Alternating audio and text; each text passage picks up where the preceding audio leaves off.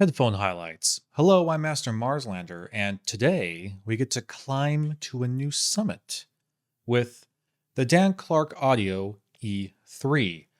This is one of the most celebrated closed-back headphones in the market today. But what makes this Terminator future-inspired headphone so special? Is it the Skynet of our timeline destined to doom us all, or the cyborg father figure we didn't know we needed? Well, let me just don my audiophile hat and let's find out. The DCA E3 here was provided to us by our friends at Audio46. Thank you very much, Audio46, for providing this headphone to us for this review. We appreciate you. If you'd like to see their website, I'll include a link in the description. They're a distributor of just crazy, awesome, high-end quality audio gear, so please go check them out. Freaking awesome. But otherwise, all thoughts and opinions of the E3 are going to be my own. The DCA E3. This is another phenomenal closed-back planar headphone from Dan Clark Audio, and it follows a lot of kind of the similar design methodology of something like the Stealth, but clearly with some unique additions to it. Namely, it is the same kind of ear shape in the driver chassis and this super cool kind of bone elbow hinge design to the yoke system. There's titanium, aluminum, and carbon fiber materials being used throughout the chassis here and the build in general, but probably the most eye-catching thing is the Gorilla Glass 3 being used to create the closeback around the driver chassis. Yes, that is actual Gorilla Glass 3. That's really interesting. Inside the chassis is where we're going to find 5th generation 72 by 45 millimeter single-sided V planar drivers. So huge honking drivers in here. But you'll also see, notice these kind of like little divots, these almost like little holes we see throughout the back of the mesh right here. What that is the new acoustic metamaterial tuning system, the AMTS, which is the same system that you find on the DCA Stealth, Expanse, and Carina. I'll go ahead and show you what that system looks like, but quick warning to you tryptophobia sufferers, because look at that. Ugh, gives me a little bit of the willies, but very, very cool nonetheless. And what this system does is that it integrates with waveguides, diffusion control, and resonators to take specific control of higher frequencies that would otherwise be maybe too harsh or fatiguing. And this system, along with the drivers themselves, are custom tuned for every single headphone to make sure they are properly optimized. Looking at the pads, they incorporate kind of a hybrid pad design with solid Japanese protein leather all along the outside, this incredible vegan suede on the face, which is just silky, smooth, and soft, remarkably soft. Oh my goodness. And then the inside is perforated leather. So yes, very much a hybrid sort of pad. In terms of articulation, we have a ton of tilt and plenty of swivel, but it's a lot more organic than most headphones, and that's primarily because of this very unique adjusting arm here for the headband. This is a design that we've seen in some other Dan Clark headphones to date, but this system is so flippin' cool looking and works so well. It allows for lots of just articulation, organic looking, feeling articulation of the headphone.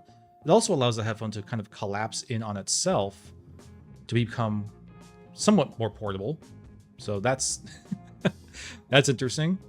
But yeah, it's such a cool system and definitely works very, very well and just looks super cool. It's kind of almost a contrast of design here, having this very like Terminator-esque hard cyber future look to it, but also some like organic material to it as well. I couldn't really tell you why, but it's very kind of Mass Effect feeling for me. Up into the headband, we have DC audio marked here, and on the other side, we have this leather headband, which on the top is stitched E3 in that lovely blue, which is a great contrast against all the black. It is the only accent color you're going to find on the E3 besides this kind of silvery gray color on the grills behind the Gorilla Glass.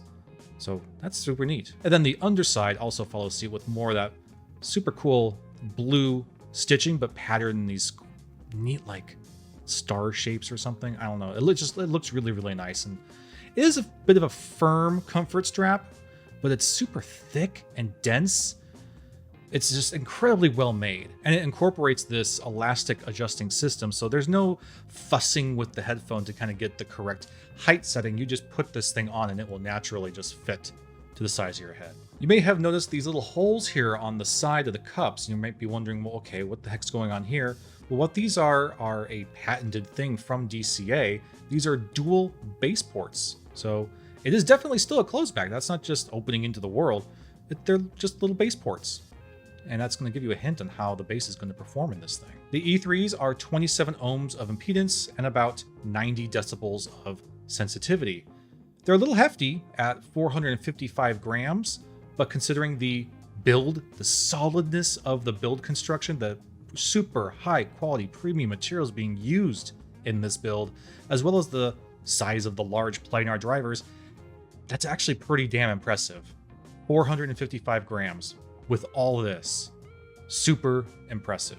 And then in terms of our connectors, we have the Dan Clark Audio standard of dual SN8-4 push-pull connectors, as you can see there. They are a little bit proprietary, not just like mini XLR, so you do kind of have to go a little bit out of your way to find replacement cables, but it's a really solid, very robust connection. And again, this is a universal connection between DCA headphones.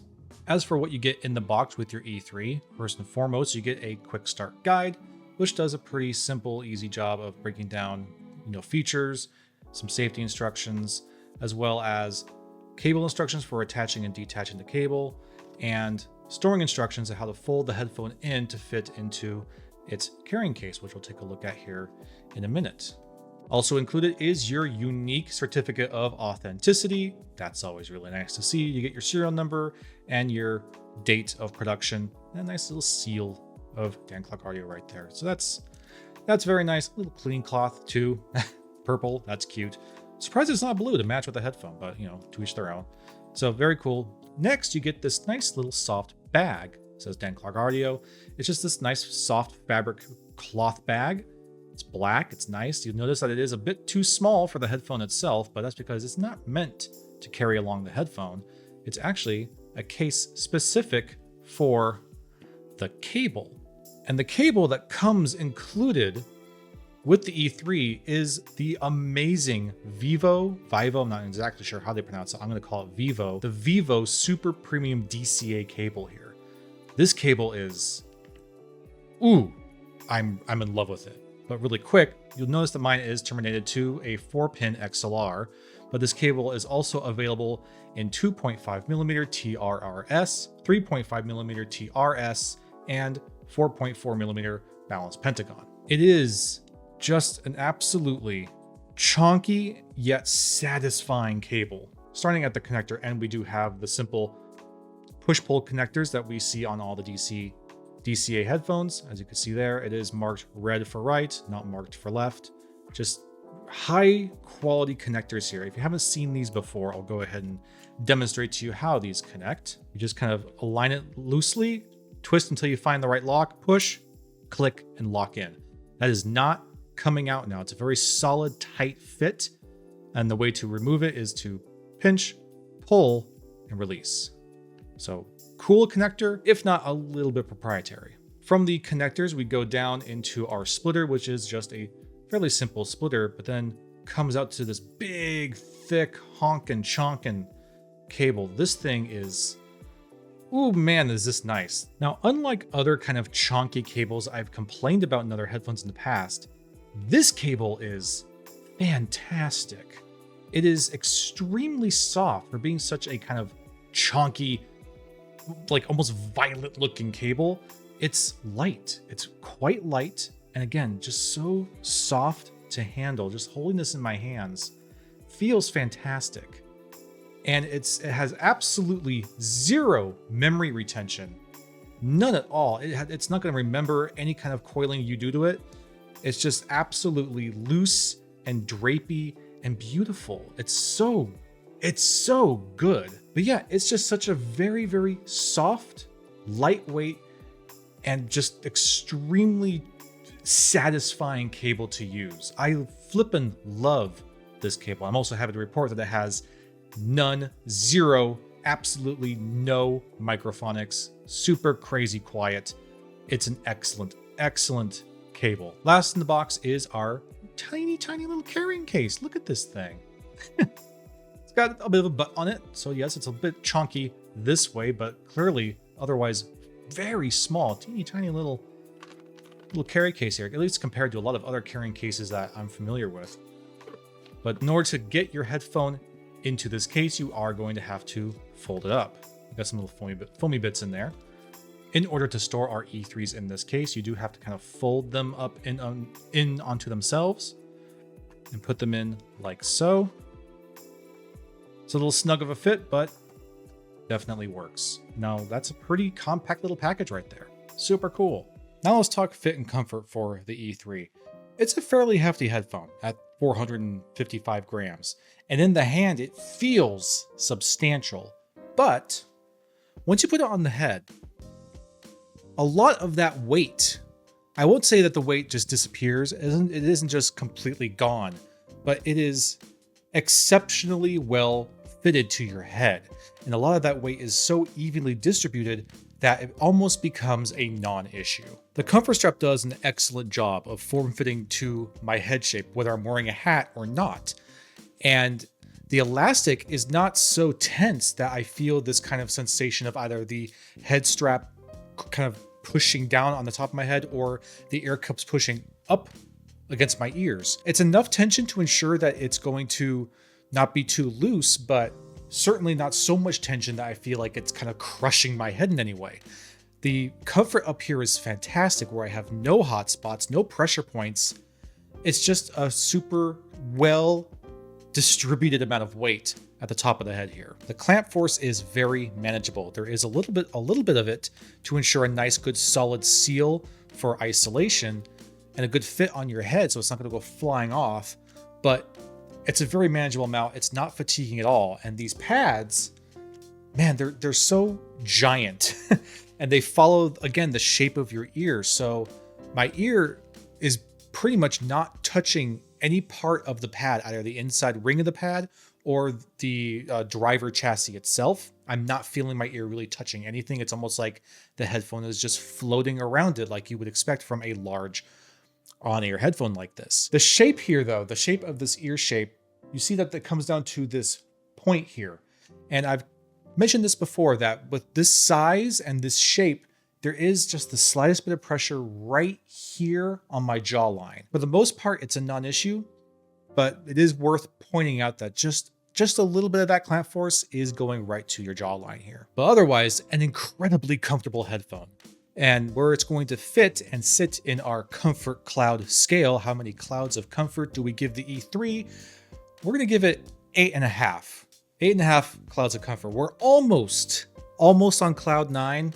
The only thing that's keeping it from hitting that cloud 9 mark is really the pressure right there on that jawline. It's very, very minimal. It's probably also a very, very much a case-by-case situation. Your mileage may vary, but for my head shape and where my jawline falls, it just barely puts a little bit of pressure there.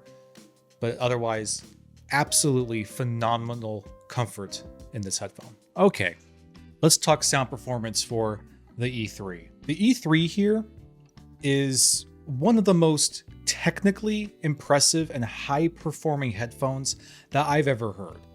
The precision and neutrality of this headphone is just legendary, I think, in the market right now, and for very good reason. It sounds full, precise, exciting, and massive. It's such a kind of technically pure sort of sound with such incredible precision in terms of making this a neutral sounding headphone, and yet it's also very musical in its own right. Starting with the bass extension, it is fantastic and goes well into your sub bass region. And that sub bass is very neutral and very natural, but it hits so realistically and with so much, I guess, vigor. It really, the sub bass in this, it almost has this feeling of falling into a stone canyon. It's really excellent. The mid bass is superb. Expertly controlled, like remarkably well controlled. It has good punch and kick in crazy amounts of speed, but the precision and clarity and quality of that mid bass is really remarkable. It doesn't have a lot of warmth or weight in the mid bass, so maybe it's not the thumpiest, thwompiest kind of bass, but it's so high quality, it's so resolving that it just kind of takes a whole other approach to what I think most headphones do when it comes to that mid bass. It does have great impact and slam, but it's so refined and poised. It's a very poised kind of matured bass range. And it's just nothing short of a technical wonder how it manages and handles that bass range. The bass range, I would say, it sometimes almost leaves you waiting. Like you're waiting for that bass to drop. And just when you kind of like, is it not going to? Is this not gonna happen? That's when the bass does hit. And when it does hit, it hits hard and it's super satisfying. Mid-range, I think, though, is where this maybe shines the most. The mid-range on this is wonderful, fantastic, phenomenal. All the big, gushy, glazing words I can give it, the mid-range in the E3 is just incredible. It is so remarkably well-tuned for that kind of very neutral, natural sound. It sounds like just real life. It sounds super hyper realistic. And there's just so much kind of detail and nuance in it that you're getting information that you otherwise aren't going to get in most headphones. The realism to the instrument representation in this thing, I mean, you really do feel like you're just there in the room with it. And vocals kind of do the same thing. They're so vibrant and forward and realistic sounding. They have this almost kind of crisp, rigid texture to them where you are able to like really feel every little detail of their voice. And all of this with really no coloring, no flavoring at all. It's extremely neutral, but it's still able to be musical, especially with those vocals. The high mids snap and sizzle and just have extremely fast responsiveness. The speed of these planars is, ooh, it's nice. The treble range also has excellent extension with this like shimmery glass-like texture to it. It's bright and brilliant, yet it's corralled to avoid any kind of sibilance or fatigue. It provides these micro details, not just in the treble, just across the board in general, that I hardly ever pick up on. And it ends up with this fully realized illustration of what you're listening to. And it's almost like you're going from a standard 0.7 millimeter pencil to a 0.2 millimeter pencil. Just this super crazy fine details that I'm really not used to. The sound staging is absolutely fantastic. Some of, if not the widest soundstage I've heard from a closeback.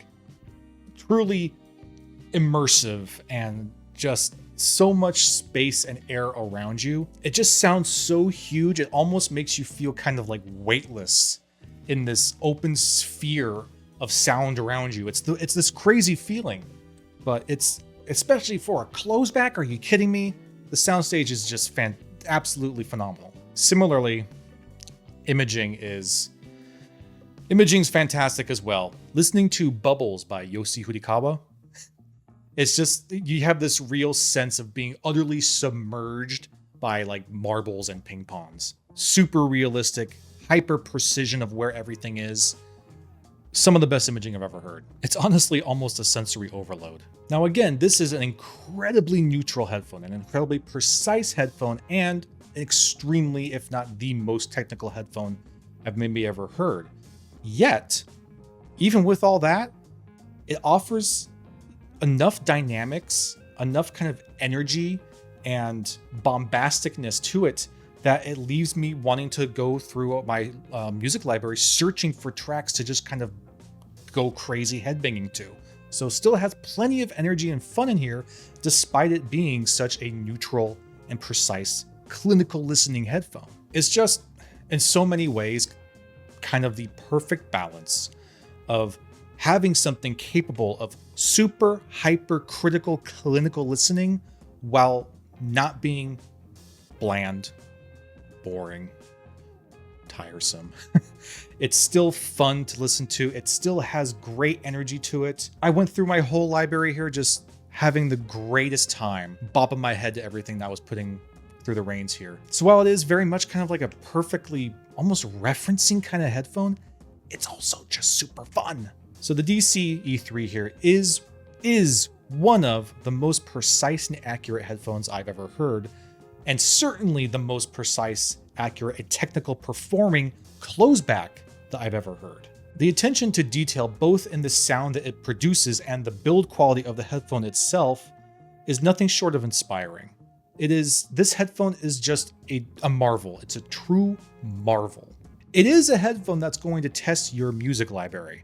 It will viciously assault your music. What I mean by that is that it is a maybe the most transparent sounding headphone I've ever heard, and it is going to let you know the quality of your music. If your music is recorded with precision in mind, you're going to have an absolutely phenomenal time.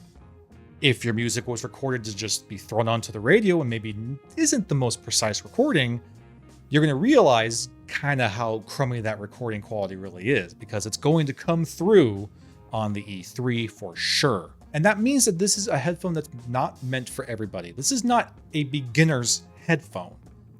And I'm not saying that in kind of a snobbishy way. I'm saying that because if you don't have the hardware, first of all, to really run this thing and really benefit from what it's capable of, and you don't have the quality of audio necessary to really enjoy what it's capable of, you might not have a very good time. Some folks might be wanting a little bit more weight and warmth in the low end. Some people might think that the treble response is just a little bit too bright to their liking. Some people might just flat out hate the headphone because it makes their favorite songs not sound good because their favorite songs maybe weren't recorded particularly well.